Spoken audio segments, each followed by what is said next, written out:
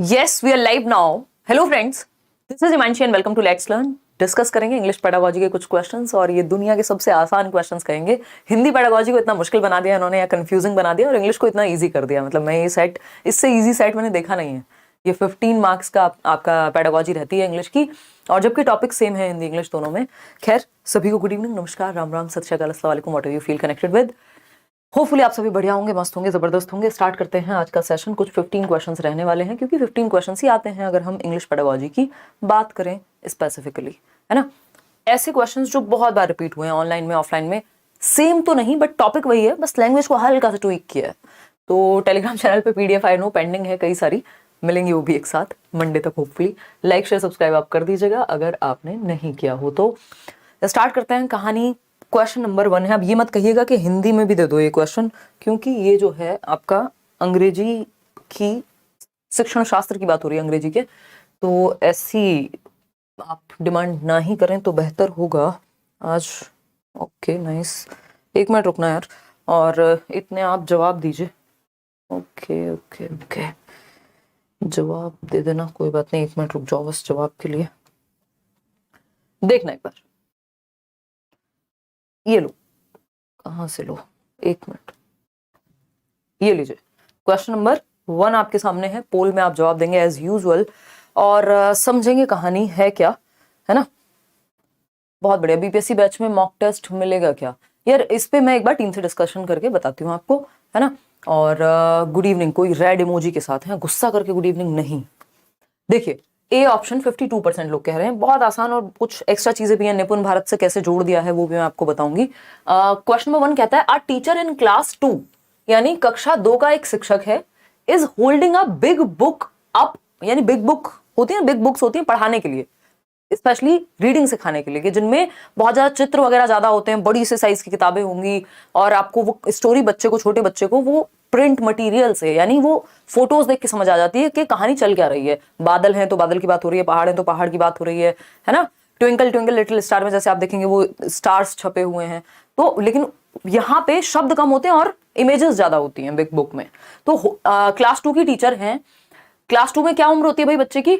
7 साल के आसपास, है ना। ये दिमाग में रखना है अब, क्योंकि अगर जिनको ये क्लैरिटी नहीं है कि कौन सी क्लास का बच्चा कितनी उम्र का है, तो उनको हम कह सकते हैं कि टीचर बनने का ठीक से अधिकार अभी मिला नहीं है, क्योंकि ये जरूरी है, आपको काम आएगा क्वेश्चंस में भी, लाइफ में भी। तो a teacher in class 2 is holding a big book up, एक बिग बुक को ऊपर ऐसे उठा करके दिखा रही है teacher. And the whole class reads from the same book, पूरी क्लास सेम बुक से रीड कर रही है, क्योंकि ये बड़ी होती है। जो बिग बुक्स का नाम ही बिग बुक इसलिए क्योंकि वो बहुत बड़ा साइज होगा नॉर्मल बुक से। The book has large fonts, font बड़े हैं यानी जो लिखावट है वो बड़ी है। इलस्ट्रेशंस, कुछ चित्र वगैरह, कुछ डायग्राम, कुछ हो सकता है। एंड सिंपल टेक्स्ट, बहुत कम टेक्स्ट बट सिंपल, आसान भाषा में। So that all children can participate in reading. तो बिग बुक का जो रोल है वो रीडिंग सिखाने के लिए ही किया जाता है। What strategy does the teacher follow, यानी किस तरह की स्ट्रेटेजी है जो टीचर फॉलो कर रही हैं। आप में से 62% लोग क्या है, गलत उत्तर दे रहे हैं। बस इसी का इंतजार था। आपको कुछ चीजें ना आज बेसिक्स समझने हैं, ताकि आगे वाले आने वाले सेट्स में आपको एक हर एक सब्जेक्ट का या पेडागोजी में स्पेशली एक माइंडसेट है कि आपको जवाब देना कैसे, पूछा क्या जा रहा है, ये समझना ही अपने आप में हाफ बैटल वॉन है कि आधी लड़ाई आपने जीत ली अगर आप ये समझ गए कि पूछा क्या जा रहा है ना। तो हमने जल्दबाजी में इसमें जवाब दे दिया। वो जवाब क्या है? ए ऑप्शन कह रहे हैं कई लोग, जो कि गलत है। देखो गाइडेड रीडिंग में जरूरी नहीं है कि बिग बुक का ही इस्तेमाल किया जाए, है ना। बिग बुक का ही इस्तेमाल किया जाए। गाइडेड रीडिंग में टीचर गाइड कर सकता है आपको, नॉर्मल आप पढ़ रहे हैं, और ये जरूरी नहीं है कि वहां बिग बुक हो। ठीक, तो पहली बात तो ये गड़बड़ हो गई। दूसरा, जिग्सॉ रीडिंग तो ऐसा कुछ यहाँ पहेली जैसा तो कुछ चल नहीं रहा है। अलाउड रीडिंग में होता है कि आप सस्वर वाचन कहते हैं इसको हिंदी में। टॉपिक सेम है हिंदी इंग्लिश पेडागोजी के, तो कनेक्ट करके पढ़ेंगे तो ज्यादा बेटर रहेगा। तो अलाउड रीडिंग, तो जो लाउड रीडिंग है बेसिकली आपकी, तो लाउड रीडिंग में तो आप क्या है, जोर से, जैसे मैं अभी पढ़ रही हूँ, ये लाउड रीडिंग है एक तरह की। तो बच्चे को अकेले भी आप खड़े कर सकते हैं, ग्रुप में भी चीजें हो सकती हैं, डिफरेंट चीजें हो सकती हैं, बट बिग बुक का ही इस्तेमाल करेंगे लाउड रीडिंग में, ये बिल्कुल जरूरी नहीं है। और दूसरी क्लास के बच्चे को आप पढ़ना सिखा रहे हैं लाउड रीडिंग, तो थोड़ा आगे की बात हो गई। एक ही सही उत्तर है इसका, शेयर्ड रीडिंग। और ये जो आपका निपुण भारत मिशन है, जो गवर्नमेंट कह रही है कि कक्षा 3 तक, ग्रेड 3 तक बच्चे को बेसिक पढ़ना लिखना और मैथमेटिकल स्किल्स आ जाएं। निपुण की जब हम बात कर रहे हैं, अभी हम इसको समझेंगे, उसमें भी, उस डॉक्यूमेंट में भी मेंशन्ड है ये शेयर्ड रीडिंग, ठीक है ना। अगर आप वो पीडीएफ उठा करके देखेंगे निपुण भारत की, जिसमें सारी कहानी उन्होंने बताई है, शेयर्ड रीडिंग को बिल्कुल एग्जैक्ट इसी भाषा में दिया हुआ है और इन्होंने सीबीएसई ने वहीं से उठा करके सेम एज इट इज, बस टीचर को थोड़ा सा 2 लाइन एक्स्ट्रा लगाई है, वही क्वेश्चन बना दिया है। ये शेयर्ड रीडिंग है, क्यों? क्योंकि एक किताब से पूरी क्लास शेयर करके पढ़ रही है जो टीचर के हाथ में है, तो ये शेयर्ड रीडिंग कही जाएगी। आपको मुद्दा समझना है कि पूछा क्या जा रहा है। क्लियर है बात? कोई दिक्कत नहीं है। तो ये शेयर्ड रीडिंग कही जाएगी क्योंकि एक सिंगल किताब है, पूरी क्लास पढ़ रही है, और बिग बुक के साथ ऐसा होता है। चलिए आते हैं, समझते हैं। ये बिग बुक का एक एग्जाम्पल है जो आप देख रहे हैं, और जब मैं ये क्वेश्चन पढ़ रही थी तो मुझे ऐसे अपने बचपन की याद आ गई कि शायद मैं 2nd 3rd में ही रही होंगी, और ऐसी बहुत किताबें चलती थी। मेरे जो मामा जी हैं बुलंदशहर रहती थी, तो उनको स्कूल से, टीचर हैं वो, तो स्कूल से बहुत सारी किताबें मिलती थी, तो लेकर के आते थे। उसमें बहुत सारी स्टोरीज होती थी, और वो वैसी ही किताबें होती थी जैसी इस तरह की, जिसमें पिक्चर्स बहुत सारी हैं और साइड में टेक्स्ट भी है, तो इंटरेस्ट आता है आपको पिक्चर देख के पढ़ने में, है ना। तो ये आप देख पा रहे हैं कि पिक्चर्स में बहुत सारी छोटा छोटा कुछ कुछ फॉन्ट लिखा हुआ है, तो पिक्चर्स के माध्यम से आप सेंस बना पाते हैं, मीनिंग निकाल पाते हैं। किसका? कहानी का।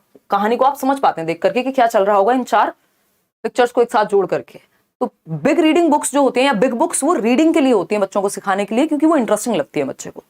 अब निपुण भारत में ये शेयर्ड रीडिंग की बात हुई है, क्योंकि निपुण भारत किस बात की बात कर रहे हैं? जो मिनिस्ट्री ऑफ एजुकेशन है आपका, जो नेशनल एजुकेशन पॉलिसी है, जो नई शिक्षा नीति जिसको हम कह रहे हैं 2020 में जो आया था ड्राफ्ट, उसके अंदर ये बात है कि जो निपुण मिशन है, निपुण भारत मिशन, इस पे बहुत क्वेश्चन आए सीटेट के लगभग हर एक सब्जेक्ट में। निपुण भारत मिशन क्या है? एक तो इसकी फुल फॉर्म जरूर याद रख लेनी है, N for national, I for initiative, यानी ये राष्ट्रीय एक इनिशिएटिव मिशन है जिसमें हम इनिशिएटिव ले रहे हैं फॉर प्रोफिशिएंसी इन रीडिंग, यानी बच्चा पढ़ने में पारंगत हो सके, एंड अंडरस्टैंडिंग न्यूमरेसी, यानी बेसिक अर्थमेटिक स्किल्स इसमें बच्चे की डेवलप हो सके, यानी रीडिंग, राइटिंग और बेसिक जो कैलकुलेशन टाइप की चीजें हैं वो बच्चे की अच्छी हो जाए। कब तक? कक्षा 3 तक, ग्रेड 3, यानी ये प्री स्कूल से कहानी शुरू हो जाएगी। प्री स्कूल समझते हैं? Play way. कक्षा 3 की बात हो रही है, तो कक्षा नहीं, ईयर यानी एज ग्रुप जो है वो निपुण भारत मिशन के लिए, ये भी याद रखना जरूरी है, 3 साल से लेकर 9 वर्ष तक है, और कक्षा 3 तक ये बेसिक प्रोफिशिएंसी बच्चे की पढ़ने लिखने और गणित के बेसिक कौशलों में आ जानी चाहिए। कब तक अचीव करना है ये हमें? ग्रेड 3 तक, यानी क्लास 3 तक। और एज ग्रुप क्या रहेगा? ये काम करेगा 3 साल के बच्चे से लेकर 9 साल के बच्चे के लिए, ठीक है ना। 3 साल का बच्चा 3 से 6 वर्ष के लिए कहां है? वो प्ले वे में है, प्ले एज है वो, आपको पता है वैसे भी, अर्ली चाइल्डहुड जिसको हम कहते हैं। तो वहां से शुरुआत हो जाएगी और ये ग्रेड 3 तक जाएगी, क्योंकि 6 साल का बच्चा पहली क्लास में होता है, 7 साल का बच्चा दूसरी क्लास में होगा, फिर 8 का जो है वो तीसरी में होगा, कुछ थोड़ा बहुत 1 आध साल इधर उधर चीजें हो सकती हैं। चलिए खैर, तो एक नेशनल मिशन है जो कि फाउंडेशनल लिटरेसी एंड न्यूमरेसी, जिसको FLN कहते हैं, है ना। FLN पे बहुत क्वेश्चंस आए। फाउंडेशनल लिटरेसी एंड न्यूमरेसी, यानी एक बेसिक जो लिटरेसी और न्यूमरेसी है, नंबर्स के साथ खेलना है और पढ़ना, क्योंकि हम देख रहे हैं हमारे देश में बच्चे पहुंच जा रहे हैं 8वीं क्लास में और पढ़ नहीं पा रहे हैं या बेसिक कैलकुलेशन नहीं कर पा रहे हैं, तो इसलिए इस मिशन को लॉन्च किया गया। आते हैं, आगे बढ़ते हैं, क्या कहानी है समझते हैं। क्वेश्चन नंबर 2 देखिए और जवाब दीजिए फटाफट से। जतिन, अ क्लास 2 स्टूडेंट, कक्षा 2 का विद्यार्थी है जतिन, हैज अ हियरिंग इंपेयरमेंट, यानी श्रवण दोष है, सुनने में समस्या है। As a language teacher, what could be the appropriate strategy to scaffold him, यानी एक लैंग्वेज टीचर के रूप में, यानी एक भाषा के अध्यापक के रूप में आप कैसे उसको स्कैफोल्ड कर सकते हैं। स्कैफोल्ड का मतलब क्या होता है? टेम्परेरी हेल्प दे सकते हैं, जहां वो अटक रहा है वहां उसको हिंट या फिर क्यूज दे सकते हैं। बताइएगा फटाफट। पहला ऑप्शन है promote the classmates to use gestures while communicating with him and be supportive, यानी जो क्लासमेट्स हैं बच्चे के, जो उसके पीयर ग्रुप है, जो साथी समूह है, जो बाकी बच्चे पढ़ रहे हैं क्लासरूम में, उनको क्या कहेंगे? कहेंगे भाई, एक तो आपको अगर बात उसको समझ में नहीं आ रही, क्योंकि सुनने में दिक्कत होती है बच्चे को, तो आप थोड़े हाव भाव का, जेस्चर्स का अपने इस्तेमाल कर सकते हो। जैसे मैं कोई बात कर रही हूं तो अपने हाथों का प्रयोग या जेस्चर्स का इस्तेमाल करेंगे। दूसरा, सपोर्टिव रहेंगे, मतलब इंक्लूसिव एजुकेशन की तरफ आप लेके जा रहे हैं बच्चे को, तो इसलिए CDP जरूरी है, हर एक सब्जेक्ट में काम आएगी। बी ऑप्शन है such children should go to special schools where they will learn better, segregate नहीं करना बच्चे को, है ना, सेग्रीगेट नहीं करना, अलग थलग नहीं करना, अलगाव प्रकृति के नियमों के खिलाफ है, segregation is against the law of nature. जैसे मदर नेचर हम सबको कितनी भी विभिन्नता होने के बाद एक साथ रखती है, उसी तरह से स्कूल में भी हर तरह के बच्चे को हम इंक्लूड करते हैं, अलग थलग नहीं कि उसको स्पेशल स्कूल भेज देंगे, एक ही स्कूल में सबको सिखाना है। Focusing more on such a child will minimise teaching time of other children, यानी दूसरे बच्चों का टाइम कम हो जाएगा ऐसे बच्चे पे अगर फोकस किया तो मतलब हम क्या चाहते हैं, सारे बच्चे एक जैसे हों, फिर कि किसी का टाइम ही वेस्ट ना हो। नहीं, क्लास में विभिन्नताएं होंगी, डाइवर्सिटी होगी, इंडिविजुअल डिफरेंसेस को डील करना आना चाहिए टीचर को। डी ऑप्शन है, inform the principal that your class is not accepting and cooperating with the child. देखो, इन्फॉर्म करके प्रिंसिपल को सॉल्यूशन आपने नहीं निकाला और आपको बच्चे के हित की बात करनी है, दूसरा सॉल्यूशन ओरिएंटेड रहना है कि आप एज अ टीचर क्या सॉल्यूशन निकाल रहे हैं। इसमें बस आप कंप्लेंट कर रहे हैं, बच्चे के पेरेंट्स को कह दिया, प्रिंसिपल को शिकायत कर दी, फलाना कर दिया। पहले आप रीजन जानते हैं, सॉल्यूशन निकालने की कोशिश करते हैं, नहीं निकलता तब आगे की बात होती है। तो ए ऑप्शन ही एकमात्र ऐसा ऑप्शन है जो बच्चे के हित में है, और वहां सपोर्ट के लिए आप बाकी बच्चों से भी कह रहे हैं कि बच्चे को सुनने में दिक्कत है तो आप हाव भाव का इस्तेमाल, अपने जेस्चर्स का इस्तेमाल, बॉडी लैंग्वेज का इस्तेमाल कर सकते हैं बच्चे को समझाने के लिए, कोई बात कम्युनिकेट करने के लिए, संप्रेषण के लिए, बातचीत के लिए, और सपोर्टिव रहे बच्चे को समझने में, मजाक ना उड़ाएं उसका। तो A option is the only right answer. यहाँ पे आपने 80% लोगों ने सही उत्तर दे दिया है। अब ये आपका जो प्रभु पेट पे बाण मारिए वाला सवाल, यानी कि थोड़ा सा मुश्किल लगता है कई लोगों को, लेकिन अब ये हिंदी इंग्लिश सीडीपी सब जगह आने लगा है तो इससे हम नहीं बच सकते हैं। ठीक है, आज नींद का थोड़ा ऐसे चल रहा है तो समझ जाइएगा बात को। बताइए फटाफट। क्वेश्चन नंबर 3 पोल में जवाब दीजिए, फिर हम आगे बढ़ेंगे। डिसेबिलिटी का क्वेश्चन आए हैं तो क्या करें? ऐसे डिसेबिलिटी का क्वेश्चन आए तो अभी बताएंगे, डोंट वरी। टॉपिक आ रहे हैं ना, अभी सीडीपी के जो टॉपिक्स हम कंप्लीट करेंगे उसमें जो भी नए क्वेश्चन है सारे डील कराए जा रहे हैं। मैं 2023 के क्वेश्चन आपके साथ डील कर रही हूँ। ये आई थिंक 11 जनवरी का पेपर है जो 2023 में अभी ऑनलाइन हुआ एग्जाम। असर्शन की अगर हम बात कर रहे हैं, यानी कथन की अगर हम बात करें और इसके रीजन की हम बात करें, ये किसी का भी क्वेश्चन आ जाए, आपने जो पढ़ा है अपने कॉन्सेप्ट्स को बस उनको पक्का रखना है, उन पे आपको स्टिक करना है इस तरह के क्वेश्चन में। कथन क्या है? Early literacy is what children know about reading and writing before they read और राइट। अर्ली लिटरेसी, पहले एक क्वेश्चन आता था एक लाइन में, एमरजेंट लिटरेसी कहते थे इसको, है ना। अब ये जिसको एक्सपीरियंस है, जिसने पहले पढ़ा है या पढ़ाया है, उसको पता है कि भाई प्रीवियसली ये ऐसे पूछा जाता था। इसको एमरजेंट लिटरेसी के नाम से जाना जाता था पहले। ठीक है, अब ये है क्या? एमरजेंट लिटरेसी कह लीजिए, अर्ली लिटरेसी कह लीजिए, यानी बच्चा लिखना और पढ़ना सीखने से पहले जो लिखने और पढ़ने के बारे में जानता है उसको अर्ली लिटरेसी कहते हैं। ये बात एकदम सही है, ट्रू है ये बात। ठीक, अब इसका रीजन क्या है? रीजन है early literacy starts when a child learns to read and write at school during early childhood care and education. अब ECCE एक अपने आप में, अब तो एजुकेशन पॉलिसी में भी इसको मेंशन कर दिया, एक कोर्स भी होता है जिसमें आप जो प्ले वे के बच्चे हैं उनको डील करना सीखते हैं। ठीक है ना, early childhood care and education. लेकिन ये दो अलग बातें हो रही हैं। अब आप देखो 82% लोग बस हवा में तीर चला रहे हैं। ये मुझे आपसे नहीं चाहिए, मैं ये आपसे बिल्कुल भी अपेक्षा नहीं रखती कि आप ऐसे करेंगे। आपको जस्ट बिकॉज इंग्लिश में लिखा है तो ये सही ही होगा, ये नहीं मान लेना। या पेपर ने बहुत सुंदर भाषा में लिख दिया है, कुछ बड़ी क्लिष्ट भाषा में लिखा है, स्टैंडर्ड लैंग्वेज में, मानक भाषा में, तो सही ही होगा। इस पे डाउट करना है, इसको पढ़ के समझने की कोशिश करनी है। अर्ली लिटरेसी का मतलब यहां ये नहीं है कि अर्ली चाइल्डहुड केयर एजुकेशन के दौरान जो बच्चा लिखना और पढ़ना सीखता है उसको अर्ली लिटरेसी कहते हैं। ये कंफ्यूजन है, ये आपको भटकाने के लिए, भ्रमित करने के लिए, डिस्ट्रैक्टर कहते हैं इसको लैंग्वेज, जो क्वेश्चन बनाने वालों की लैंग्वेज में ये डिस्ट्रैक्टर है, आपको डिस्ट्रैक्ट करने के लिए लिखा गया है। ECCE का इस बात से कोई ताल्लुक एज सच नहीं है कि जो बच्चा सिर्फ ECCE में पढ़ना सीखता है उसको हम कहते हैं कि ये अर्ली लिटरेसी है। दो अलग बातें हो गई, तो ये गलत है, जो कॉन्सेप्ट है अपने आप में गलत है। ठीक, पहले हमें ये समझना होगा। तो ए ऑप्शन तो हो नहीं सकता, क्योंकि जब रीजन गलत है तो सही कैसे हो जाएगा? दोनों सही नहीं है अपने आप में। इसका जो उत्तर है सही वो है C, A is true but R is false. मतलब ए तो सही है, अर्ली लिटरेसी या एमरजेंट लिटरेसी का मतलब होता है कि बच्चा पढ़ना सीखने से पहले जो भी उस चीज के बारे में जानता है, चाहे उसने किसी को कार्टून नेटवर्क पे डोरेमोन के हाथ में किताब देख लिया, नोबिता के हाथ में, उसको भी पढ़ना नहीं आता लेकिन वो समझ रहा है यार ये कुछ तो होता है। पिताजी को देखा है कभी किताब लेके हाथ में, उसने खुद कोई पिक्चर बुक देखी है, बस पढ़ना नहीं आता लेकिन वो उसको देख रहा है या जानने की कोशिश कर रहा है। तो जो भी वो पढ़ना और लिखना सीखने से पहले करता है, या मान लो लिखना नहीं आता बट वो स्क्रिबल करता है, ऐसे कीलम काटी जिसको हम कहते हैं, कुछ भी बनाना, तो ये अर्ली लिटरेसी का ही पार्ट है कि अभी वो एमर्जिंग है। मतलब एमर्जिंग का मतलब क्या? अभी सीख रहा है, सीखेगा। तो A is true but R is false. ECCE का इस बात से कोई ताल्लुक नहीं है। ठीक, ये कॉन्सेप्ट हमें क्लियर कर लेना है, फिर आगे गलती नहीं होगी। आगे बढ़ेंगे। C option was the right answer. Question number 4 देखिएगा क्या कहता है। क्वेश्चन नंबर 4 पढ़ेंगे और जवाब देंगे।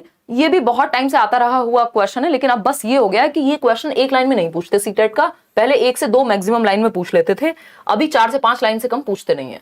2 लाइन, 3 और 4, तो 4 लाइन का क्वेश्चन है। The domain that includes the competencies of word awareness, यानी आप शब्द को लेकर के क्या है, जागरूक हैं। Rhyme awareness, rhyming, twinkle twinkle little star, वो क्या है, राइम कर रही हैं चीजें, ठीक है ना।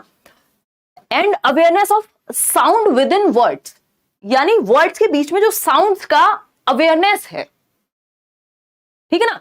कि अवेयरनेस क्या हो सकता है भाई, नाइफ में के साइलेंट है, नो में के साइलेंट है, अवेयरनेस हो गया। कैसे आप प्रोनाउंस करोगे इसको, ठीक है, कहां पे कौन सी जो साउंड है उसका उतार चढ़ाव, इंटोनेशन क्या रहेगा, तो ये किससे संबंधित है, बोलने से या फोनोलॉजी से, साउंड से संबंधित बात हो रही है। तो साउंड से संबंधित बात लिटरेरी अवेयरनेस नहीं कहेंगे इसको सिर्फ, क्योंकि राइम की बात हो गई, साउंड ऑफ वर्ड्स की बात हो गई। जब 2 बार से ज्यादा आपको दिख रहा है कि ये कहीं ना कहीं किसकी बात कर रहे हैं, जस्ट वर्ड अवेयरनेस के सहारे मत रह जाना, क्योंकि rhyme awareness, awareness of sound with in words which engages learners in meaningful language. तो साउंड की बात करेगा हमेशा समझ जाइए फोन, है ना। मैं हमेशा फोनीम भी, जो सबसे छोटी इकाई बोलते हैं जिसको भाषा की, स्वनिम कहते हैं जिसको, उसमें भी मैं आपको यही बताती हूँ, फोनोलॉजी होती है साउंड से संबंधित, साइंस ऑफ साउंड कह लीजिए, या लैंग्वेज में जब साउंड की स्टडी की बात करेंगे तो हम फोनोलॉजिकल अवेयरनेस की बात करते हैं। फोन का इस्तेमाल किस लिए होता है, फोन उठा करके आप हेलो, सुनने का काम कर रहे हैं ना, साउंड कन्वे हो रही है फोन से। तो फोनोलॉजी का मतलब, या फोन जहां पे भी लिखा हो लैंग्वेज में, साउंड से जुड़ा हुआ होगा, ये समझ जाइएगा। तो sound with in words, literary awareness नहीं, कोई सिर्फ पढ़ने के बारे में थोड़ी बात हो रही है। फोनोलॉजिकल या कितना ज्ञान है उसके बारे में थोड़ी बात हुई है जो लिटरेरी अवेयरनेस कहेंगे। कम्युनिकेशन अवेयरनेस, स्पोकन अवेयरनेस, ये सब आपको भटकाने के लिए है। इसका जो टेक्निकल वर्ड है वो है फोनोलॉजिकल अवेयरनेस, कि मतलब आपको साउंड को लेके अवेयरनेस है, आप कुछ भी नहीं बोल देते हैं, ठीक है ना। आगे बढ़ेंगे, क्वेश्चन नंबर 5 देखिएगा। क्वेश्चन नंबर 5 क्या कहता है भाई, अ लैंग्वेज डिसऑर्डर, यानी एक भाषा विकार, that affects communication skills and comprehension abilities, यानी भाषा का वो विकार जो व्यक्ति के संप्रेषण कौशलों को, बातचीत करने की क्षमता को प्रभावित करे। एंड कॉम्प्रिहेंशन स्किल्स, यानी बातचीत, बात करने और बात को समझने, कम्युनिकेशन में यही होता है ना। और कॉम्प्रिहेंशन मतलब समझने में दिक्कत, यानी अपनी बात कन्वे करने में भी, दूसरी की बात को समझने में भी दिक्कत है। ये कौन सा डिसऑर्डर है बताइए, भाषा से संबंधित। अब फोन से ही जुड़ा हुआ है, PH लगा हुआ है, यानी कहीं तो लैंग्वेज कहीं तो साउंड की बात हो रही होगी, ठीक है ना। आपको पता है, अब एलिमिनेशन मेथड का इस्तेमाल करते हैं, या एलिमिनेट करते हैं बाकी के 3 ऑप्शंस, कोई एक ही ऑप्शन सही होगा, बाकी के 3 गलत होंगे। डिसकैलकुलिया, कैलकुलेशन से जुड़ा बना है, कैलकुलिया, कैलकुलेशन से बना है, कैलकुलिया। और कैलकुलिया मतलब कैलकुलेशन, और कैलकुलेशन कहां होती है, भाषा में, गणित में होती है। तो ये तो मैथ्स से संबंधित एक डिसऑर्डर है। किससे संबंधित, मैथ्स से, गणित में, गणन संबंधी विकार कहते हैं उसको, गणना करने में, कैलकुलेशन में, तभी कैलकुलिया नाम है। डिस का मतलब होता है डिसफंक्शन एक तरह का, तो कैलकुलेशन में dysfunction is known as dyscalculia, ठीक। डिसफेजिया, ये बात एकदम सही है, एक तो PH लिखा हुआ है, फेजिया, फोनीम, फोनोलॉजी, मतलब साउंड की, लैंग्वेज की बात हो रही होगी कहीं ना कहीं। तो डिसफेजिया क्या है, एक लैंग्वेज डिसऑर्डर है जिसमें आपको भाषा को समझने और समझाने दोनों में दिक्कत हो सकती है।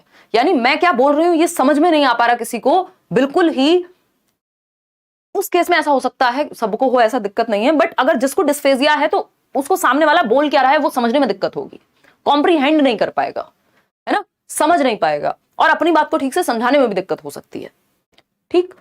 डिस्प्रैक्सिया, प्रैक्सिया का यहां मतलब है मोटर स्किल्स से, कि बच्चे को टाई बांधने में, जूते के फीते बांधने में, बटन लगाने में शर्ट के, है ना, पेन पकड़ने में भी दिक्कत हो सकती है। तो ये मोटर स्किल्स के कोऑर्डिनेशन में, जो गत्यात्मक कौशल है आपके, उनमें समस्या आएगी।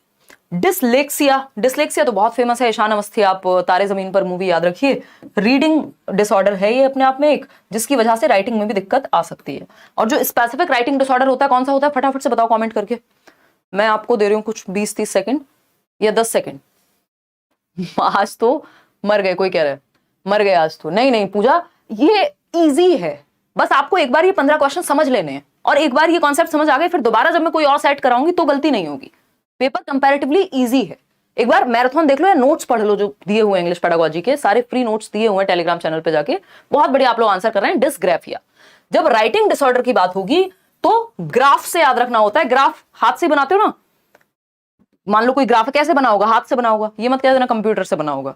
ठीक, तो राइटिंग डिसऑर्डर ग्राफिया से संबंधित है। जब सिर्फ राइटिंग पूछेगा तो डिसग्राफिया, यानी ग्राफ बनाने में दिक्कत है, ऐसे दिमाग में एसोसिएट कर लेना। ठीक, डिसग्राफिया। पढ़ने और लिखने दोनों में समस्या है तो डिसलेक्सिया। मुख्य रूप से पढ़ने में होती है डिसलेक्सिया। डिसलेक्सिया में रीडिंग डिसऑर्डर होता है, बी को डी पढ़ेगा बच्चा, 6 को 9 पढ़ेगा, गॉड को डॉग, डॉग को गॉड, 100 को वॉज। ठीक, लेकिन रीडिंग में जिसको दिक्कत है, अब जो पढ़ता गलत है वो लिखेगा सही, ऐसा जरूरी नहीं है। तो रीडिंग एंड राइटिंग दोनों आ जाए तो डिसलेक्सिया, सिर्फ राइटिंग है तो डिसग्राफिया। ऐसे बच्चे की राइटिंग इलेजिबल होती है, पढ़ने योग्य नहीं होती, आप पढ़ नहीं सकते, है ना। क्लियर है? आज तो पेट पे बाण लगे जा रहे हैं, कोई बात नहीं देवाशीष, अब ये प्रैक्टिस का ही तो समय है। पेट पे बाण खा के मजबूत हो जाओगे तो आगे गलती नहीं होगी। तो ये dysphagia is the right answer. Comprehension यानी भाषा को समझने या समझाने या कम्युनिकेट करने में जब दिक्कत है तो वो डिस्फेजिया है। आगे बढ़ेंगे क्वेश्चन नंबर 6 पर। बहुत स्लो चल रही हूं मैं इसलिए, ताकि कॉन्सेप्ट बिल्ड हो जाए आपका आगे के आने वाले सेशंस के लिए भी। क्वेश्चन नंबर 6 देखिए, which method lays stress on giving opportunities to learners to participate in a purposeful talk. कोई डिबेट हो सकती है, कोई डिस्कशन हो सकता है in the classroom, as it promotes learners to encounter real life situations. ये भी बहुत रिपीटेटिव क्वेश्चन है, ऑफलाइन में भी बहुत आता रहा है जब पेपर ऑफलाइन हुआ करता था। बस पहले क्या होता था, 1 लाइन 2 लाइन का स्वीट सा क्वेश्चन, और अभी जो है 4 से 5 लाइन में कम से कम क्वेश्चन जो है वो खत्म होता है। तो यहां पे हमें समझना है, अब ये इसमें की पॉइंट है, रियल लाइफ सिचुएशंस पे बेस्ड पर्पसफुल टॉक, यानी कम्युनिकेशन रियल लाइफ में। CLT कहते हैं, बहुत बढ़िया, 78% लोग सही उत्तर दे रहे हैं, मुझे बहुत खुशी हुई। इसको CLT कहते हैं। एक क्वेश्चन इस पे हमेशा आता रहा है। CLT अप्रोच बहुत बेहतर मानी जाती है क्योंकि इसमें रियल लाइफ में पर्पसफुल टॉक के माध्यम से, यानी चर्चा हो रही है क्लास में, बच्चे किसी बात पे बात कर रहे हैं, है ना, एकदम फ्री फ्लो में अपनी बात कह रहे हैं, कोई उन्हें रोक नहीं रहा, थोड़ी बहुत गलती भी कर दे रहे हैं तो इसको कम्युनिकेटिव लैंग्वेज टीचिंग कहते हैं, CLT कहते हैं। ये रियल लाइफ से जोड़ती है। इसके की पॉइंट 2 हैं, एक तो ये डिस्कशन जरूर होगा क्लास में, या बच्चे बात कर रहे होंगे और रियल लाइफ सिचुएशन से जोड़ करके कर रहे होंगे। तो कम्युनिकेटिव लैंग्वेज टीचिंग यानी कम्युनिकेशन के माध्यम से लैंग्वेज को पढ़ाया जा रहा है यहां। ग्रामर ट्रांसलेशन मेथड, ये तो ट्रेडिशनल और ओल्डेस्ट मेथड है, क्लासिकल मेथड भी कह देते हैं। इसमें तो दूसरी भाषा में यानी मदर टंग में ट्रांसलेशन की बात होगी। जैसे हम इंग्लिश पढ़ते आए कि ग्रामर रूल्स पहले हम पढ़ेंगे, फिर उसके बाद जो है उसको इंग्लिश में पढ़ते हैं। इंग्लिश की किताबें भी आज तक भी, ग्रामर की बहुत सारी किताबें मार्केट में हिंदी में बिकती हैं, वो ग्रामर ट्रांसलेशन का क्या है, बहुत अच्छा उदाहरण है। सी ऑप्शन है बाइलिंगुअल मेथड, दोनों को क्लब करके सैंडविच विधि कह देते हैं इसको। Audio lingual method, audio lingual में हम सुना सुना के कुछ स्पेसिफिक टर्म्स को बार बार दिमाग में बिठा देते हैं। ये सारे मैंने कराए हुए हैं, आपको यूट्यूब पे भी प्लेलिस्ट मिल जाएगी इन मेथड्स की। ठीक है, तो आंसर होगा इसका CLT, कम्युनिकेटिव लैंग्वेज टीचिंग।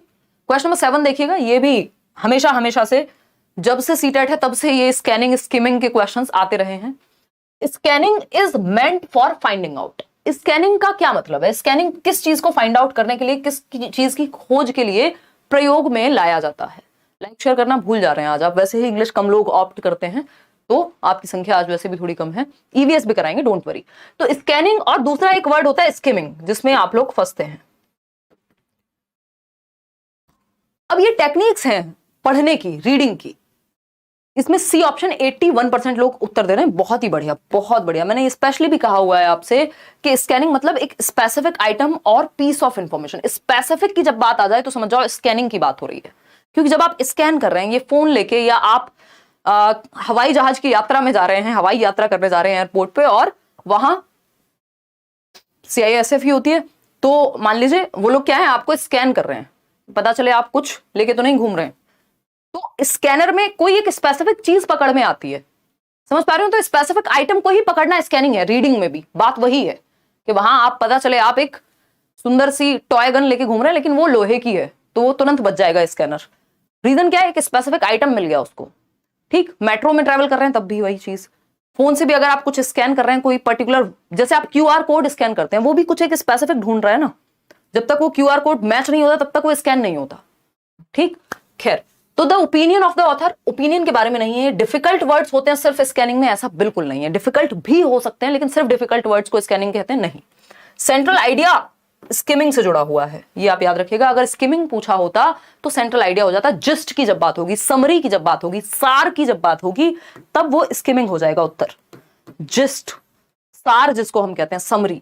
अगर आपसे, जैसे पैराग्राफ है आपका, आता है ना पेपर में, तो उस पैराग्राफ का टाइटल देने को पूछा जाए कि इसको पढ़ के आपको क्या टाइटल देना है, तो वो स्किमिंग हो जाएगा एक तरह से। या जब आप 3 घंटे की मूवी देख करके 20 मिनट में बता दे रहे हैं तो वो सार बताया है आपने। स्किमिंग वो सार है, वो समरी है, सेंट्रल आइडिया है कि ये चीज किस बारे में है। जब आप एक स्पेसिफिक आइटम ढूंढ रहे हैं, डिक्शनरी में ढूंढ रहे होंगे, कोई वर्ड मीनिंग ढूंढ रहे होंगे, वो स्कैनिंग का पार्ट है। ये क्वेश्चन आया हुआ है वर्ड मीनिंग ढूंढना एंड ऑल, तो C option is the right answer. Specific item या पीस ऑफ इंफॉर्मेशन को आप ढूंढ रहे हैं, सूचना के एक हिस्से को या टुकड़े को आप ढूंढ रहे हैं। जैसे ये मोहतरमा जो है यहाँ बैठ करके अपनी मार्कशीट या कुछ भी एक पेपर है जिसको स्कैन कर रही है, तो स्कैनिंग में एक एक वर्ड स्पेसिफिक इंफॉर्मेशन आती है। ऐसा नहीं है कि वो आपकी बाकी चीजें भी स्कैन कर देगा, पीछे की टेबल भी स्कैन हो जाएगी, वो वाला नहीं होगा। आगे बढ़ेंगे, क्वेश्चन नंबर क्या है 8। क्वेश्चन नंबर 8 देखिएगा और जवाब दीजिएगा। A teacher believes that development of language is a continuation of general cognitive development। बहुत ही प्यारा क्वेश्चन है, इसमें आप लोग ऐसे गिरेंगे कि मुझे ही शर्म आ जाएगी, क्योंकि ये पढ़ चुके हैं हम लोग। अगर आपने प्रीवियस सेशंस भी देखे हैं, चलो अभी बैचेस में ये वाला टॉपिक नहीं आया है। बताइए फटाफट से, जल्दी से जवाब दीजिए फटाफट। मेरी बात क्या कह रहे हो भाई? मैम मेरी बेस्ट फ्रेंड, क्या हो गया बेस्ट फ्रेंड को? मैसेज ही गायब हो गया, अब नहीं पढ़ पाई। बस मैं इतना ही पढ़ पाई कि आपकी बेस्ट फ्रेंड होपफुली जीवित होंगी, अच्छी होंगी। देखिएगा एक बार। हाँ, सेपरेटली कॉन्सेप्ट के जो टॉपिक हैं वो सेम है इतने साल से सिलेबस, वो मैं करा चुकी हूँ। एक बार प्रीवियस प्लेलिस्ट देखो और वहां से काम जो है आपका बन जाएगा। ऐसा नहीं है कि टॉपिक नए हैं, इनके लिए बस आपको क्वेश्चंस की प्रैक्टिस ज्यादा करनी पड़ेगी, क्योंकि पूछने का तरीका बदला है, टॉपिक वही है, सिलेबस वही है। तो सिलेबस प्लेलिस्ट से जाके इंग्लिश पेडागोजी की प्लेलिस्ट लेट्स लर्न पे मिल जाएगी, वो कर लो।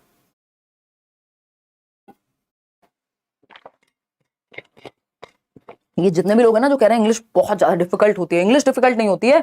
आपने कसम खाई हुई होती है जब सीडीपी पढ़ रहे होते हैं कि एक शब्द अगर इंग्लिश में बोल दिया तो दिक्कत हो जाएगी।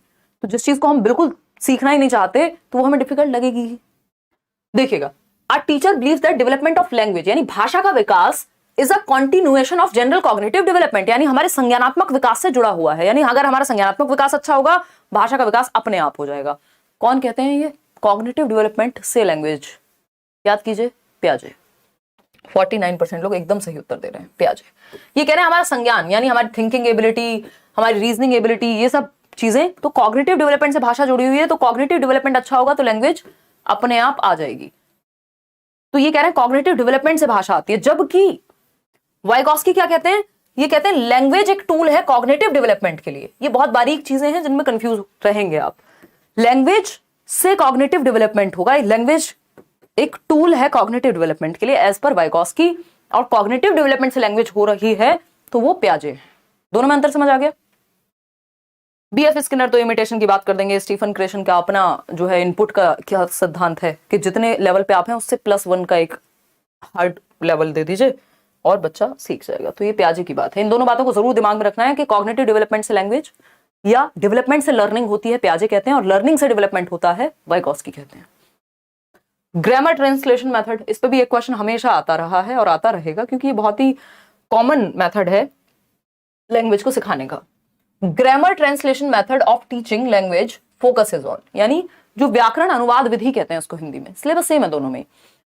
लैंग्वेज, जब मैं हिंदी को इंग्लिश में ट्रांसलेट करके हिंदी पेडागोजी को और इंग्लिश पेडागोजी को हिंदी में ट्रांसलेट करके बताती रहा करती थी, ये तो अब तो बहुत टाइम हो गया, तो इनिशियली कई लोगों को मजाक उड़ाने का मन करता था, अरे मैम आप तो हिंदी भी ऐसे पढ़ाते हो, है ना। ये आपकी भाषा में कह रही हूँ मैं, खुद को मैम नहीं कह रही हूँ।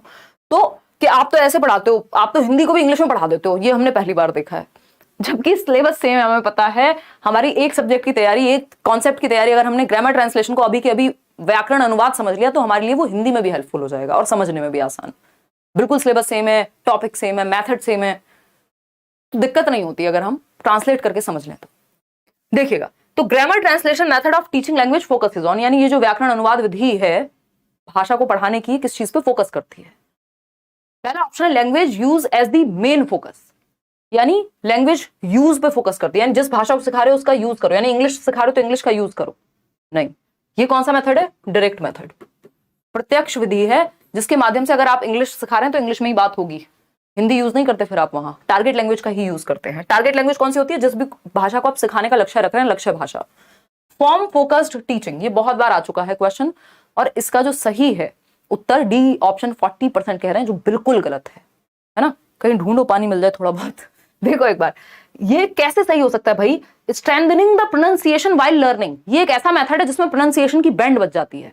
हम देखते हैं हमारे बहुत ज्यादा लोग हैं जो हिंदी मीडियम से अगर पढ़े हैं तो उनका प्रोनाउंसिएशन इतना खतरनाक है कि वो रिजिड को रिजिड बोल सकते हैं, वो किसी और चीज को कुछ और बोल सकते हैं, है ना।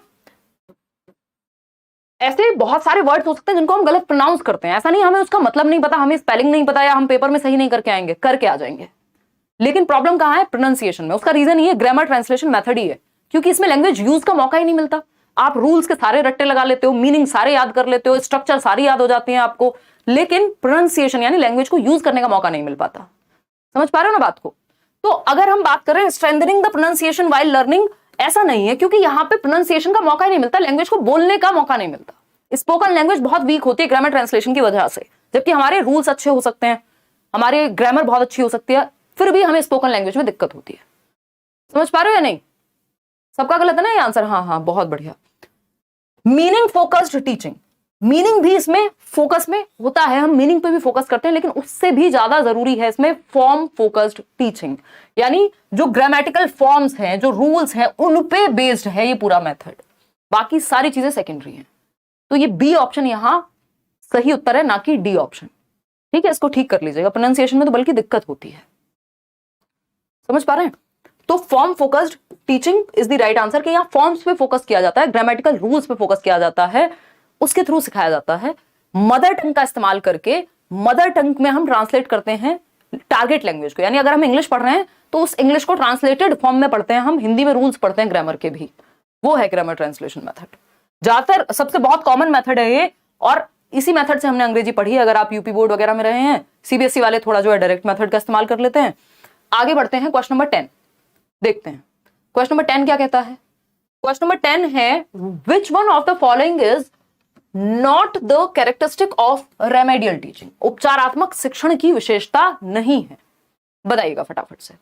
रेमेडियल टीचिंग अभी कल परसों बात कर रहे थे पेडागोजी में, सीडीपी में, बाल विकास में, कि डायग्नोस्टिक टेस्ट होता है, यानी पहले आप डायग्नोज करते हैं, निदान करते हैं, पता लगाते हैं, उसके बाद रेमेडी देते हैं। डीआर का रिलेशनशिप है ये। डीआर बोले तो दिनेश और ऋचा का नहीं, this is diagnostic and remedial teaching, कि पहले डायग्नोज करते हैं, कारण पता लगाते हैं और फिर रेमेडी देते हैं। ठीक है ना? क्लियर है? कोई दिक्कत? कोई कह रहा है इंग्लिश में आज तो मोस्टली गलत है, जबकि ये इतना इजी सेट लग रहा था मुझे हिंदी के मुकाबले, क्योंकि हिंदी को इन्होंने कंफ्यूजिंग बनाया है। ऐसा नहीं मेरी हिंदी खराब है, उससे पहले नहीं होती थी दिक्कत। ठीक, कोई बात नहीं, अभी ये पहला दिन है, ये कॉन्सेप्ट्स को क्लियर कर लो कि हमने अगर आज स्कैनिंग सीखा तो आपकी नोटबुक में ये लिखा होना चाहिए कि स्कैनिंग का मतलब होता क्या है। हमने अगर एमरजेंट लिटरेसी की बात की, अर्ली लिटरेसी की बात की, तो आपने छोटा सा नोट्स बना करके लिखा हो एक नोटबुक में, क्योंकि यही 7-8 टॉपिक है इंग्लिश पेडागोजी और हिंदी पेडागोजी में, यही रिपीट होते रहते हैं, इन्हीं के पार्ट्स में से पूछता रहता है। ठीक है ना? क्लास दोबारा से रिवीजन जरूर कर लेना एक बार देख के, तो चीजें अच्छी समझ में आ जाएंगी, क्योंकि अभी आप आंसर देने पे भी फोकस्ड हैं। विच one of the following is not the characteristic of remedial teaching, यानी उपचारात्मक शिक्षण की विशेषता नहीं है, कि हम स्पेशल क्लास दे रहे हैं बच्चे को, दोबारा से पढ़ा रहे हैं कोई टॉपिक, ये सारी चीजें। ठीक है ना? बहुत बढ़िया श्रुति। देखिए, it can be used for improving language skills, बिल्कुल सही बात है, रेमेडियल टीचिंग में तो रेमेडी दे रहे हैं ना, तो इंप्रूव होना चाहिए। It can be used to rectify a particular problem area, भाई मान लीजिए बच्चे को एक्टिव पैसिव सीखने में दिक्कत हो रही है, तो उसकी रेमेडियल क्लासेस दे दे रहे हैं हम, स्पेशल क्लास लगा दे रहे हैं मान लो, सही बात है, वो रेक्टिफाई हो जाएगा, ठीक हो जाएगा। To be carried out after the identification of problems and challenges faced by students, यानी कि जब हम पहले आइडेंटिफाई कर लेते हैं, यानी डायग्नोज कर लेते हैं, कारण पता लगा लेते हैं बच्चों की समस्याओं का, और फिर हम जो चैलेंजेस वो फेस कर रहे हैं उसके बाद ये कैरी आउट की जाती है, कौन? Remedial teaching. बात सही है, हमेशा डायग्नोस्टिक के बाद होगी, पहले रेमेडी नहीं दी जाती, पहले रीजन पता किया जाता है। To evaluate student learning at a standard और बेंचमार्क, ये सबसे खतरनाक है, और इसमें आपने सही उत्तर लगभग 50% लोग दे पाए हैं, कि हम ये मूल्यांकन करने के बाद कि जो स्टूडेंट की लर्निंग है वो एक स्टैंडर्ड और बेंचमार्क पे सेट है कि नहीं है, ये इवेल्युएट करते हैं। ये इवेल्युएट नहीं करते हैं, यहां जो समस्या आती है उसके सॉल्यूशन पे फोकस किया जाता है। ये जो स्टैंडर्ड और बेंचमार्क के अकॉर्डिंग है कि नहीं है, वो तो इवेल्युएशन में हो जाएगा, ठीक है ना, वो वहां देखा जाएगा कि कितने परसेंट आप उस स्टैंडर्ड को या बेंचमार्क को अचीव कर पाए हैं, कि एटलीस्ट 33% नंबर आने चाहिए थे, वो नहीं आए हैं। फिर डायग्नोज किया जाएगा कि क्यों नहीं आए हैं, फिर रेमेडी दी जाएगी कि कैसे आ सकते हैं। समझ पा रहे हो? तो इसमें एक ही बात गलत है जो सही है, क्योंकि पूछा ही गलत है। D option is the right answer over here. 4 सवाल और हैं इससे पहले कि आप आंसुओं से रोने लग जाए। Which one of the following is not true about multilingualism? बहुभाषिता के बारे में कौन सी बात ठीक नहीं है? जन्म जन्मांतर से आता रहा सवाल है और आगे भी आएगा, चाहे हिंदी हो चाहे इंग्लिश हो। बहुभाषिता की जब हम बात करते हैं, यानी मल्टीपल लैंग्वेजेस एक क्लासरूम के अंदर होती हैं, तो क्या होता है बताओ? It emphasises a smooth transition between the home and school language, यानी इससे स्मूथली ट्रांजिशन हो जाता है क्योंकि क्लासरूम में भी मल्टीपल लैंग्वेजेस हैं और घर की भाषा को भी एक्सेप्ट किया जा रहा है। बात तो कुछ हद तक सही है। It helps in ensuring that every child attains grade specific skills to attain proficiency, यानी कि ये इंश्योर करता है कि हर एक बच्चा अपने ग्रेड स्पेसिफिक जो भी उसको प्रोफिशिएंसी आनी चाहिए, जितनी पारंगतता उसको होनी चाहिए, वो सीख जाएगा।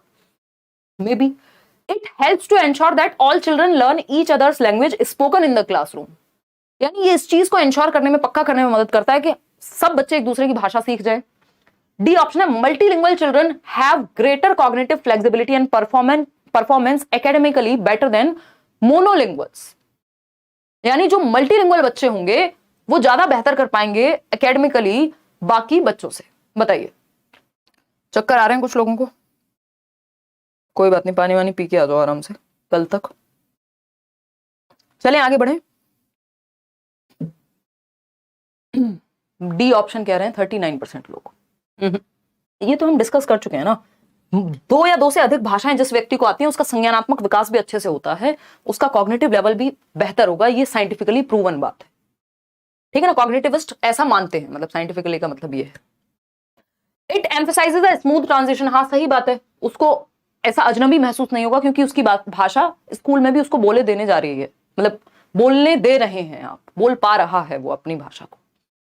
It helps in ensuring that every child attains grade specific skills to attain proficiency. इस पे हमें थोड़ा डाउट है कि हर एक, ये इंश्योर करता है कि हर एक बच्चा क्या कर ले, ग्रेड स्पेसिफिक स्किल्स अचीव कर ले ताकि वो मास्टर बन जाए।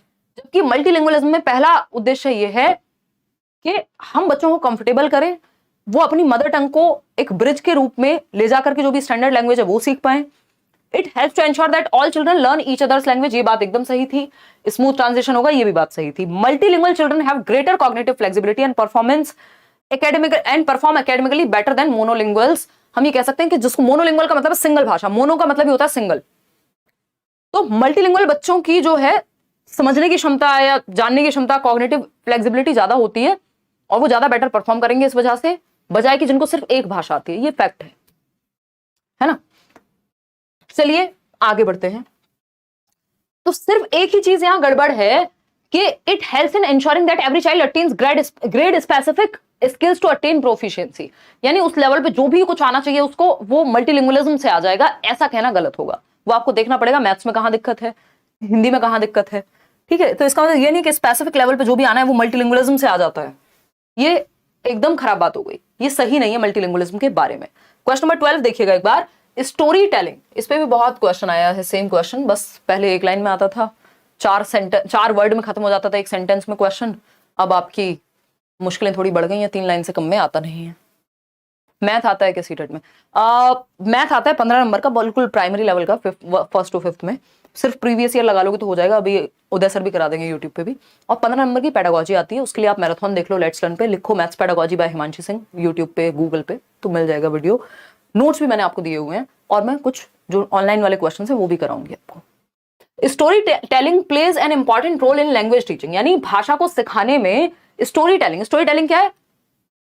आप कहानियां सुना रहे हैं, बहुत कहानियां सुनी होंगी आपने दादी नानी की, तो कहानियां सुनाना जो है, या क्लासरूम में भी हम कहानियां पढ़ते हैं, लकड़हारे की कहानी सबने सुनी है जीवन भर से, ठीक। Which of the following is most important regarding story telling? Story telling के बारे में, स्टोरी टेलिंग को ओल्डेस्ट मेथड कहा जाता है दुनिया का, यानी जब से ह्यूमंस हैं तब से कहानियां हैं, है ना। स्टोरी टेलिंग अपने आप में एक बहुत अद्भुत स्किल भी है, कला भी है और बहुत ही महत्वपूर्ण है बच्चे के लिए। इससे क्या होता है, बच्चे की इमेजिनेशन बेटर होती है। जब आप कोई कहानी सुना रहे हैं कि एक राजा था, तो आपके दिमाग में एक राजा की पिक्चर तुरंत बन जाएगी, इमेजिनेशन आ जाएगी।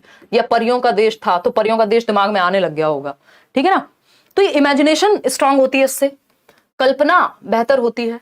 दूसरा, लिसनिंग स्किल्स आपकी सुधरती हैं, आप ध्यान से सुनना सीखते हैं।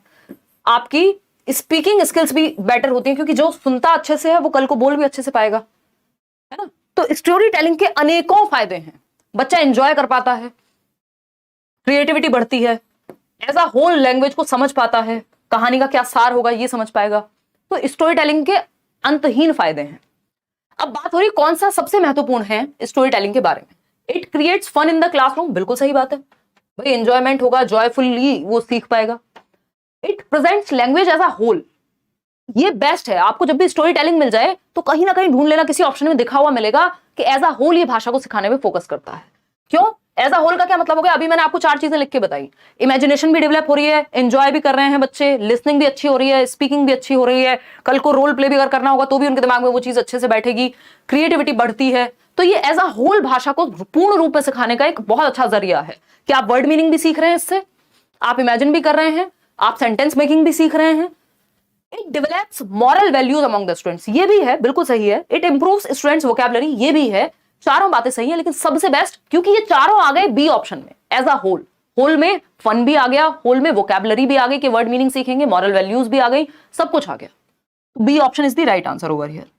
आगे बढ़ेंगे क्वेश्चन नंबर 13। और ये स्टोरी टेलिंग का श्रेय किसी एक व्यक्ति को नहीं जाता कि इन्होंने दिया था ये मेथड। जैसा कि मैंने बताया ओल्डेस्ट मेथड है, जब से ह्यूमन बीइंग से तब से कहानियां हैं। आप देखते हैं जो भी आपकी कथाएं ही तो हैं बहुत सारी जो हम स्क्रिप्चर्स में भी पढ़ रहे हैं। ठीक है जी, 11 में से 2 ही सही हुए, कोई बात नहीं, अंडरस्टैंडिंग बेटर करो, हो जाएगा। For teaching children of class 1, पहले ही क्लास से या पहले ही टेस्ट से खुद को जज मत करने लग जाओ कि कितने सही हुए। ये देखो कॉन्सेप्ट्स क्या क्या सीखे हैं आज। कक्षा 1 की बात हो रही है, 6 साल का बच्चा होगा अराउंड।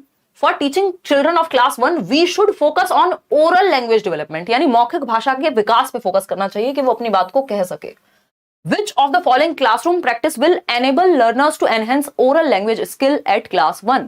यानी बच्चे का मौखिक कौशल एनेबल करने के लिए, बेहतर करने के लिए कौन सा एक तरीका बेस्ट होगा, बताइएगा। इतिश्री नाम होगा आई थिंक आपका। देखिए, रोल प्ले, ग्रामर गेम्स, अब छोटे बच्चों को ग्रामर नहीं पढ़ाई जाती, सिंगिंग राइम्स चलो ठीक है, लेकिन पूछा क्या हमसे, ओरल लैंग्वेज। तो ओरल लैंग्वेज तो मतलब अपनी भाषा को कह सके, दूसरे की भाषा को समझ सके, यही सब होगा ना। टेलीग्राम की पीडीएफ के राइट आंसर मिल जाएंगे। अभी तो कई सारी पीडीएफ पेंडिंग है, ये ऐसे सवाल मत पूछो यार, निशब्द हो जाती हूं मैं। लर्निंग अल्फाबेट्स, यानी अल्फाबेट सीख करके ओरल लैंग्वेज अच्छी हो जाएगी। सबसे ज्यादा एक्टिव कहां है बच्चा, सिंपल थियरी है हमारी, सबसे ज्यादा एक्टिव है बच्चा रोल प्ले में। और ओरल लैंग्वेज की बात हो रही है, यानी मौखिक भाषा की। ओरल लैंग्वेज कहां से डेवलप होगी, जब एक बच्चा है जो तेनालीराम बना है, दूसरा बच्चा है कोई उनका दरबारी बना है, तीसरा बच्चा है कोई और रोल प्ले कर रहा है। तो अब इसमें क्या होगा, बच्चा सुनता भी है, बच्चा अपने डायलॉग्स भी बोलेगा, तो बच्चे की लिसनिंग, स्पीकिंग, इवन अगर पढ़ के रोल प्ले करने की बात हो रही है तो रीडिंग और राइटिंग भी आ जाते हैं कि आपको एक कंप्लीट करनी है स्टोरी। खैर उस पर नहीं जाएंगे, वो थोड़ा सा और आगे की बात हो जाएगी, किस दिन क्वेश्चन आएगा तब मैं बताऊंगी। लेकिन रोल प्ले में ओरल लैंग्वेज बहुत अच्छे से डेवलप होती है। ऊपर से छोटी क्लास है तो रोल प्ले खेल खेल में सीख जाएंगे। भूमिका निर्वहन कहते हैं उसको हिंदी में, कि एक बच्चे को आपने कोई कैरेक्टर बना दिया कि तुम शक्तिमान हो, तुम फलाना हो। अब वो शक्तिमान बात कर रहा है डोरेमोन से, देख रहे हो दोनों को पैरेलल यूनिवर्स में मिलवा दिया मैंने। शक्तिमान और डोरेमोन मिलकर के बात कर रहे हैं, तो एक बच्चा शक्तिमान बना हुआ है, दूसरा बच्चा डोरेमोन बना हुआ है। तो वो कह रहा है यार तुम नोबिता, तुम्हारा उसको कुछ समझाओ। शक्तिमान कह रहा है कि वो क्या कुछ भी करता रहता है, पढ़ता पढ़ता नहीं है। दूसरा बच्चा कुछ और कह रहा है। अब इस बीच दूसरा बच्चा जो शक्तिमान सुना है वो बना है, वो डोरेमोन की बात पे ध्यान देगा, डोरेमोन जो बना है वो शक्तिमान की बात पे ध्यान देगा। मतलब सुनना भी सीख रहे हैं और बोलना भी सीख रहे हैं, ठीक है ना। तो ये रोल प्ले के माध्यम से संभव है और छोटी क्लास के बच्चे एंजॉय भी करते हैं इस चीज को, ठीक है। क्वेश्चन नंबर 14 देखिएगा, question number 14 second last question है आज के लिए। A language teacher generally gives task that has to be done in pairs, यानी ऐसा टास्क देती है एक भाषा की शिक्षिका जो पेयर्स का मतलब होता है 2 बच्चे या फिर ग्रुप्स, 2 से ज्यादा हो गया तो ग्रुप बन गया, 2 या 2 से अधिक बच्चे मिलकर के सॉल्व करें, ऐसा टास्क टीचर देती हैं। What should the teacher do when learners are involved in the task? Teacher को क्या करना चाहिए जब बच्चे इन्वॉल्व होंगे टास्क में, तो फटाफट से बता दो 1 मिनट के अंदर। यार आप बता नहीं सकते थे, टाइम देखना जरा, देखो एक बार। शाहीन हंस रही हैं डोरेमोन के जोक पे। The teacher should not sit ideally, यानी बस ऐसे पढ़े नहीं रहना चाहिए, टीचर को बैठ के सो नहीं जाना चाहिए। She must read something to enhance learning. बात यहाँ ग्रुप की हो रही है और ये कह रहे हैं पढ़ना चाहिए टीचर को सोना नहीं चाहिए, तीसरी ही बात चल रही है। द टीचर मस्ट, पूरी रामायण खत्म हो गई, इनका वही चल रहा है, समझ गए ना। The teacher must ensure that everyone should participate and scaffold them, यानी टीचर को एंश्योर करना है कि हर किसी को पार्टिसिपेट करना है और एक दूसरे की मदद करनी है, टीचर को मदद करनी है जहां जरूरत पड़े। बात तो सही है। Respecting the autonomy of learners she must leave them, मतलब बच्चे ऑटोनॉमस रहें। देख रहे हो, ऐसे आपको वो नहीं होता एकदम इज्जत से बेइज्जती कर रहे हैं कि ऑटोनॉमी शब्द यूज किया, आपको लगेगा अरे बच्चों को इंडिपेंडेंट बनाने की बात हो रही है, बट क्या करके कि छोड़ ही दो क्लासरूम को, टीचर का कोई काम ही नहीं है इंडिपेंडेंट रहने दो बच्चों को, तो ये तो खराब बात हो गई। टीचर फैसिलिटेट तो करेगा at least. Ensure that student should not make noise in the classroom, constructivist classroom में नॉइज इज नॉर्मल, ठीक है ना। बच्चे खेल कूद के सीखेंगे, थोड़ा बहुत शोर चल सकता है, तो बी ऑप्शन यहां बेस्ट है। ऐसा नहीं है कि नॉइज ना करें, कि हर एक व्यक्ति को या बच्चे को पार्टिसिपेट करने का अधिकार है, ये इंश्योर कर रही है वो ग्रुप में पार्टिसिपेशन करा के, और जहां जरूरत पड़ रही है बच्चों को मदद दे रही है। इसको स्कैप फोल्डिंग कह रहे हैं। आज के लिए आखिरी सवाल, और आपके पास सिर्फ 10 सेकंड है इसको सॉल्व करने के लिए। At primary level a teacher generally motivates learners for drawing as, यानी प्राथमिक स्तर पे कक्षा 1 से 5 के लेवल पे 6 से 11 वर्ष की उम्र में अ टीचर जनरली मोटिवेट्स, यानी प्रोत्साहित करता है टीचर बच्चे को क्या ड्रॉ करने के लिए, या मतलब बेसिकली ड्राइंग करने के लिए क्यों प्रोत्साहित करेगा। ड्राइंग समझते हो ना, स्केच वगैरह हमारे सामने रखी हुई है। चिल्ड्रन लव ड्राइंग, क्योंकि बच्चों को प्यार है ड्राइंग से, तो घर पे कर लें। इट डेवलप, मतलब अच्छा रीजन होना चाहिए ना जिसमें सीखने का भी मौका मिले, कि बच्चों को प्यार है तो कल को बच्चों को किसी और चीज से प्यार होगा, चॉकलेट से होगा, वो ला दें। It develops gross motor skills, मतलब ये भी हमें ध्यान में रखना है कि बच्चे एंजॉय करें, लेकिन ये एकमात्र रीजन थोड़ी होगा, इससे बेटर रीजन भी हो सकता है 4 ऑप्शंस में से। देखिए, हाँ इज्जत से बेइज्जती, सही बोल रहे हो। It develops gross motor skills, यानी ड्राइंग से ग्रॉस मोटर स्किल डेवलप होती है। जीएफ गर्लफ्रेंड नहीं, ग्रॉस मोटर और fine motor skills. Gross motor बड़ी मांसपेशियां नहीं, फाइन मोटर स्किल्स यूज होती हैं ड्राइंग में, लिखने में, पेंटिंग में, है ना, सितार में, वीणा में, यानी आपके हाथ और आंखों की मसल्स। हाथ पैरों से पूरे, मतलब इन बाहों से और इन टांगों से थोड़ा ना आप ड्राइंग करते हो, तो ग्रॉस मोटर कैसे सही हो जाएगा। It will help them to be an artist, बिना आर्टिस्ट के काम नहीं चलेगा। अगर कोई बच्चा ड्रॉ कर रहा है और वो आर्टिस्ट नहीं बना तो फिर तो जिंदगी बर्बाद उसकी, ऐसा नहीं है। It strengthens their grip and control on pencils, तो ड्राइंग से क्या होता है बेसिकली, बच्चे की फाइन मोटर स्किल्स अच्छी होती हैं। वो जो क्ले मिट्टी से बच्चे कुछ कुछ बनाते रहते हैं, उससे भी उसकी फाइन मोटर स्किल्स अच्छी होती है, सूक्ष्म गतिक कौशल अच्छे होते हैं, ग्रिप बनती है बच्चे की, क्योंकि वो जब पेंट ब्रश पकड़ेगा या स्केच भी पकड़ेगा, फॉर दैट मैटर क्रेयॉन भी पकड़ेगा, तो उसकी ग्रिप बेहतर होगी, यानी पकड़ना बेहतर होगा। दूसरा, कंट्रोल बनेगा पेंसिल पे कि ऐसे ऐसे ऐसे, वो होता है ना, पहले हम बच्चों को सिखाते थे कि भाई एक काम करो, बस इस बाउंड्री के बाहर नहीं जाना चाहिए, हमने भी बचपन में ऐसे ही किया है, तो बाउंड्री के बाहर नहीं जाना चाहिए, मतलब कंट्रोल डेवलप कर रहा है वो कि पेन को संभालते कैसे हैं। समझ पा रहे हो ना बात को, किया है कभी, गए हो स्कूल या पीछे ही पढ़ लिए, देखो एक बार। चलो खैर मजाक कर रहे हो, D option is the right answer. Out of 15 कितना ठीक हुआ वो आप कमेंट करके बताएंगे। कोई भी टीचिंग के बैच में आपको एनरोल होना हो, आप करियर विल ऐप डाउनलोड कर सकते हैं। इसके अलावा पीडीएफ आपको मंडे तक मिल जाएगी, कल सैटरडे है, हो सकता है क्लास हो सकता है क्या, ज्यादा चांस है कि छुट्टी ही हो। संडे को संडे वार्ता रखेंगे, फिर मैं आगे का प्लान आपको बताऊंगी, टेंशन ना लो, बहुत काम हम कर लेंगे सीटेट तक। लाइक शेयर सब्सक्राइब करना भूल गए हो, कर लीजिएगा। बाकी बी योर ओन कांस्टेंट, अपने साथ बने रहे, मस्त रहे। आउट ऑफ 15 कितना आपने ठीक किया वो आप कमेंट सेक्शन में बता देंगे। आज के लिए इतना ही, धन्यवाद आपका। अब हम आपको जल्दी ही मिलने वाले हैं, पता नहीं कब, तो नहीं कल ही, मतलब मंडे से तो होगी ही क्लास, संडे को संडे वार्ता होगी, कल का छुट्टी मान के चलना, 99%, 1% चांस है क्लास हो।